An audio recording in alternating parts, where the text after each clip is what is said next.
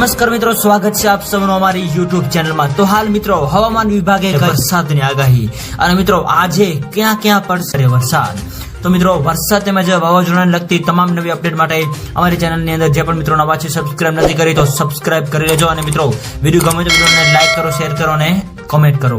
તો હાલ મિત્રો હવામાનની સૌથી મોટી આગાહી અનુસાર આગામી 3 દિવસ રાજ્યની અંદર વરસાદની આગાહી વ્યક્ત કરવામાં આવી રહી છે, જેની અંદર મિત્રો સૌરાષ્ટ્ર, દક્ષિણ ગુજરાત અને મધ્ય ગુજરાત તેમજ ઉત્તર ગુજરાતના અલગ અલગ વિસ્તારોની અંદર વરસાદની આગાહી સાથે તો બીજી બાજુ કચ્છ જિલ્લાની અંદર પણ હળવાથી મધ્યમ વરસાદની આગાહી જે છે એ વ્યક્ત કરવામાં આવી રહી છે। આ સાથે સાથે બીજી બાજુ મિત્રો હવે નક્ષત્રોની અંદર પણ મિત્રો ભારે વરસાદની આગાહી વ્યક્ત કરવામાં આવી રહી છે।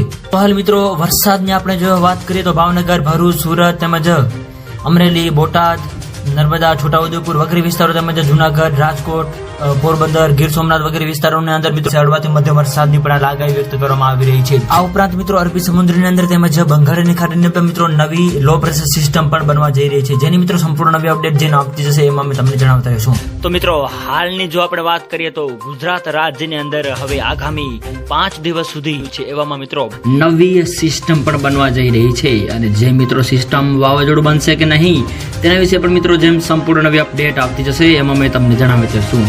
આ ઉપરાંત 105% જેટલું વરસાદ જે છે આ વર્ષની અંદર એટલે કે ચોમાસું 2025 ની અંદર નોંધાઈ શકે છે।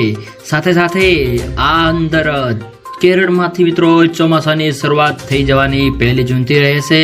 આ ઉપરાંત 1 અઠવાડિયા બાદ આ ચોમાસું આગળ વધી જશે અને તે દરમિયાન ગુજરાત રાજ્યની અંદર પણ ચોમાસું સક્રિય થાય એવું હાલ અનુમાન લગાવવામાં આવી રહ્યું છે। તો મિત્રો બીજી બાજુ આપણે વાત કરીએ તો હવામાનની સૌથી મોટી આગાહી અનુસાર રાજ્યના અને દેશના મોટાભાગના વિસ્તારોની અંદર આ વર્ષનું ચોમાસું ભારે રહે એવું હાલ અનુમાન લગાવવામાં આવી રહ્યું છે। આ ઉપરાંત શેર કરો અને સબસ્ક્રાઇબ કરો તેમજ આવો સાથ અને સહકાર આપતા રહો। તો મિત્રો આપ સૌનો ખૂબ ખૂબ આભાર।